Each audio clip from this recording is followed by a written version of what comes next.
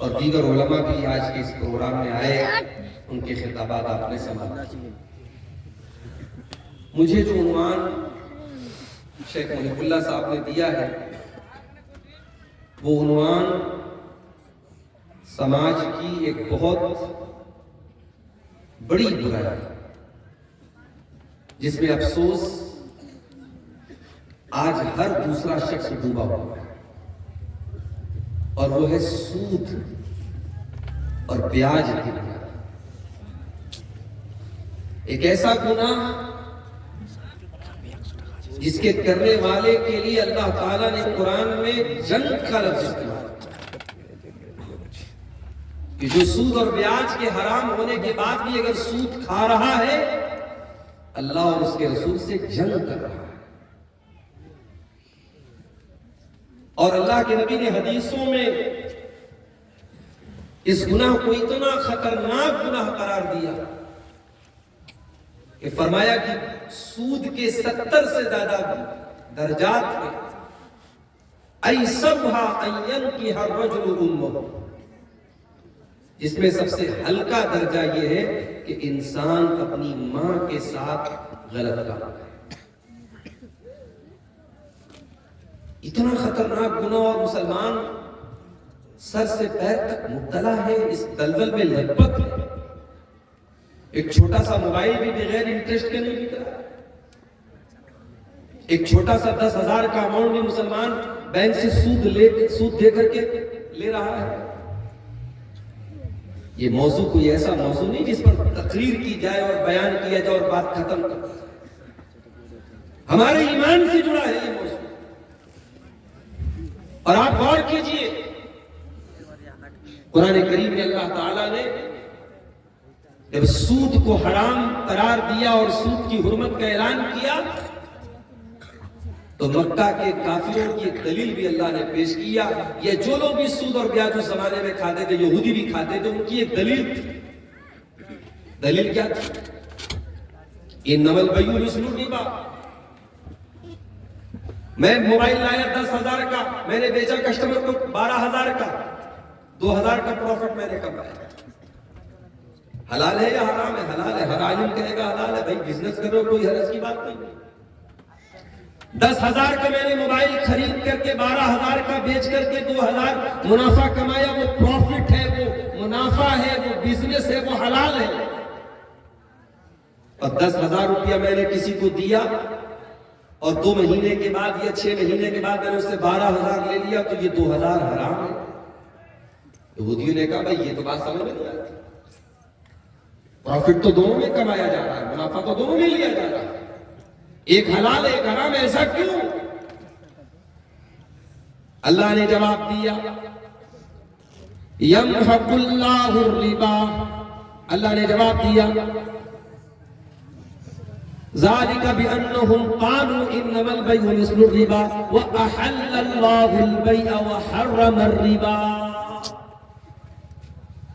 اللہ نے کہا یہودیوں تمہارے دماغ سے شریعت نہیں چلے گی، تمہاری لاجک سے دین نہیں چلے گا۔ اللہ نے جس کو حلال کر دیا وہ قیامت تک حلال ہے، جس کو حرام کر دیا وہ قیامت تک حرام ہے۔ تمہیں پیسہ کمانا ہے، منافع کمانا ہے، پروفٹ لینا ہے، تم خوب بزنس کرو۔ بزنس میں پروفٹ کی کوئی لمٹ بھی شریعت نے مقرر نہیں کی ہے۔ آپ حالات کے حساب سے، موقع کے لحاظ سے آپ جو منافع کما سکتے ہو کماؤ، بزنس میں کوئی پابندی نہیں ہے۔ اے یہودیوں، اے سود کو حلال قرار دینے والوں، تم دلیل یہ دیتے ہو کہ منافع تو دونوں میں ہو رہا ہے، تم پوچھتے ہو کہ فرق کیا ہے؟ آؤ میں تم کو فرق بتاتا ہوں۔ احل اللہ البیع وحرم الربا۔ ایک جواب تو اللہ نے یہ دے دیا کہ بزنس حلال ہے اور سود حرام ہے، اور حلال اور حرام دونوں ایک نہیں ہو سکتے، پاک اور ناپاک دونوں ایک نہیں ہو سکتے۔ بھئی آپ گلاس میں پانی رکھ دیں اور گلاس میں پیشاب رکھ دیں، دیکھنے میں دونوں پانی ہی لگ رہا ہے، تھوڑا کلر کا فرق ہے، لیکن کیا دونوں پاک ہے؟ پانی نارمل پانی پاک ہے، پیشاب ناپاک ہے۔ کیوں؟ ایک کو اللہ نے پاک قرار دیا، ایک کو اللہ نے ناپاک قرار دیا۔ آپ کی لاجک سے دین نہیں چلے گا، آپ کا दिमाग कह रहा है कि साहब बैंक वाला हमारा पैसा रख रहा है, इतनी मेहनत से पैसा हमारा रख रहा है, तो अगर वो हमको लोन दे रहा है, तो अगर वो हमारे मौके पर काम आ रहा है, तो अगर उस पर वो पैसा ले रहा है तो कौन से हर्ष की बात थी? या बैंक के पास हम पैसा जमा कर रहे हैं, बैंक हमारा पैसा इस्तेमाल कर रहा है, उसी में से हमको 4% 3% इंटरेस्ट दे रहा है, तो कौन सी गलत बात है? ये आपकी लॉजिक कहती है, शरीयत लॉजिक से नहीं चलती। जाड़े के मौसम में आप मोजा पहनते हैं, मोजे पर आप मसा करते हैं, और अहले हदीस उलमा का फतवा क्या है, जो कुरान और हदीस की रोशनी में है, चमड़े के मोजे पर भी मसा हो सकता है, जिसको अरबी में खुफैन बोलते हैं, और कपड़े के मोजे पर भी मसा हो सकता है, जिसको अरबी में जौरबैन बोलते हैं। ये जो मोजा मैंने पहना है, ये ऊनी मोजा है, इस पर भी कर सकते हैं, कॉटन के मोजे पर भी आप मसा कर सकते हैं। अगर आप अपने घर में मुकीम है, 24 घंटे तक आप आज जुहर की नमाज पढ़िए और वजू करके मोजा पहन लीजिए, कल अगले दिन जुहर तक आप उस मोजे को पहने अगर मोजा नहीं उतारते, आप हर नमाज के टाइम पैर मत धोइए, मसा कर लीजिए, जायज है, कोई हर्ज की बात नहीं। सफर में इसको और फैला दिया गया, 3 दिन की आपको छूट दी गई, लेकिन आपने कभी गौर किया, हम मोजा जब पहनते हैं, जब जमीन पे चलते हैं, मोजे का नीचे का हिस्सा गंदा हो जाता है, सारा जो धूल है, सारी जो डस्ट है, वो नीचे लग रही है, और मसा हम कहां कर रहे हैं? ऊपर कर रहे हैं, मोजे के ऊपर कर रहे हैं। हजरत अली रजी अल्लाह तआला अन्हु ने इसी को दलील बना करके कहा था, लौ कान दीनो बिर्राई, अगर दीन की बुनियाद राय पर होती, अगर दीन की बुनियाद अकल पर होती, मंतिक पर होती, लॉजिक पर होती, अगर दीन की बुनियाद तर्क पर होती, दीन तुम्हारे लॉजिक से चलता, तर्क से चलता, तो मोजे पर ऊपर के हिस्से पर मसा करने का हुक्म दिया जाता, क्योंकि गंदा तो मोजे पर नीचे के हिस्से पर मसा का हुक्म दिया जाता, क्योंकि गंदा तो नीचे का हिस्सा होता है, लेकिन शरीयत में मोजे के ऊपर का हिस्सा मसा करना है। तो एक जवाब तो अल्लाह ने ये दिया कि सूद हराम है और बिजनेस हलाल है, और दूसरा जवाब बड़ा प्यारा है, और ये जवाब हर वो मोबाइल वाला सुन ले जो इंटरेस्ट पर मोबाइल बेच रहा है, हर वो इंसान सुन ले जो छोटी मोटी जरूरतों के लिए आज बैंक से लोन उठा रहा है। यमहकुल्लाहु रिबा व युर्बी सदकात, अल्लाह ताला सूद को मिटाता है और अल्लाह ताला सदका और खैरात के में बरकत देता है, बढ़ाता है। ओ दुनिया के कैलकुलेशन करने वालों, ओ दुनिया में मैथमेटिक्स और हिसाब रखने वालों, तुम्हारा हिसाब तो कुछ और कहता है। तुम्हारा हिसाब तो ये कहता है कि हमने 1 लाख रुपए पर 2,000, 2,500, 4,000 इंटरेस्ट कमाया, हमारा तो फायदा हो गया, हमारा तो पैसा बढ़ गया। हमने बैंक में 1 लाख रुपया रखा, 2024 में 2025 आया, वो 1,06,000 बन गया, 2,26,000 आएगा, वो 1,12,000 बन जाएगा। 6% ब्याज हर साल हमको बैंक दे रहा है। तुम्हारा कैलकुलेटर तो तुम्हारे पैसे को बढ़ा के दिखा रहा है। और ऐ मस्जिद और मदरसे में सदका खैरात करने वालों, तुम दुनिया के कैलकुलेशन से देखो तो तुम जब सदका करते हो, जब मस्जिदों में दान देते हो, जब मदरसों में सदका करते हो, तो तुम्हारा पैसा तो घट जाता है। 1 लाख रुपया था, तुमने 1,000 रुपया सदका कर दिया, 99,000 बचा, 2,000 सदका कर दिया, 98,000 बचा। तुम्हारे कैलकुलेशन के हिसाब से तो पैसा कम हो गया। अल्लाह कह रहा है नहीं, हमारा कैलकुलेशन यमहकुल्लाहु रिबा व युर्बी सदका, हम सूद को मिटाते हैं और सदका और खैरात को बढ़ाते हैं। तुमने जो ब्याज के जरिए 1 लाख पे 6,000 का मुनाफा कमाया है, वो लोगों वो 6,000 कहां से बर्बाद हो जाएगा, किस तरीके से जाहिर हो जाएगा, तुम्हें एहसास भी नहीं होगा। वो 6,000 तो ब्याज का जाएगा ही जाएगा, वो तुम्हारे कैपिटल को भी जला देगा, तुम्हारी पूंजी को भी जला देगा, तुम्हारे घर के सुकून को भी जला देगा, तुम्हारे बच्चों की सेहत को जला देगा, तुम्हारे घर की बरकत को जला देगा। यमहकुल्लाहु रिबा, अल्लाह सूद को मिटाता है और अल्लाह जो بات کہہ دے وہ یونیورسل ٹروتھ ہوتا ہے. اللہ کی بات کو کسی دلیل کی ضرورت نہیں. اللہ کی بات روز روشن کی طرح آفتاب کی طرح روشن ہوتی ہے. اللہ نے کہہ دیا تو کہہ دیا.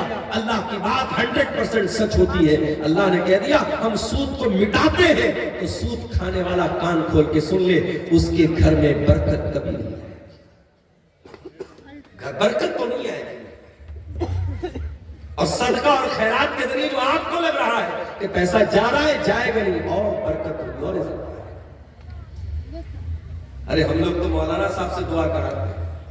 آپ کے سیمانچل میں دیکھتا ہوں چندہ کرنے والے مولوی الگ ہوتے ہیں, وہ بیچارے لمبی لمبی دعائیں دیتے ہیں.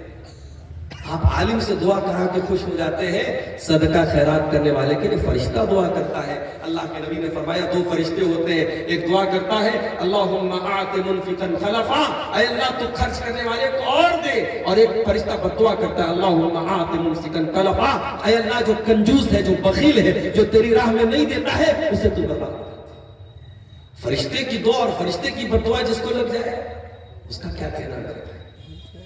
تو یہ بات اصول اللہ نے بیان کیا کہ ہم سود کو مٹاتے ہیں اور ہم صدقہ اور خیرات کو برکت دیتے ہیں. سود کھانے والا پاگل ہو جاتا ہے, اور نبی نے فرمایا کہ ایک دور آئے گا مال کی محبت میں لوگ پاگل ہو جائیں گے. چنتا ہوگی تو اس بات کی ہوگی پیسہ کیسے آئے, اس بات کی چنتا نہیں ہوگی کہ پیسہ حلال طریقے سے آ رہا ہے کہ حرام طریقے سے. اسی لیے آپ دیکھ لیجئے کتنا سائبر کرائم آج ہو رہا ہے, کتنے سائبر فراڈ آج ہو رہے ہیں. موبائل پر میسج آیا, آپ نے کھولا بینک کا سارا پیسہ غائب. واٹس ایپ پر میسج آیا, آپ نے کھولا سارا پیسہ غائب.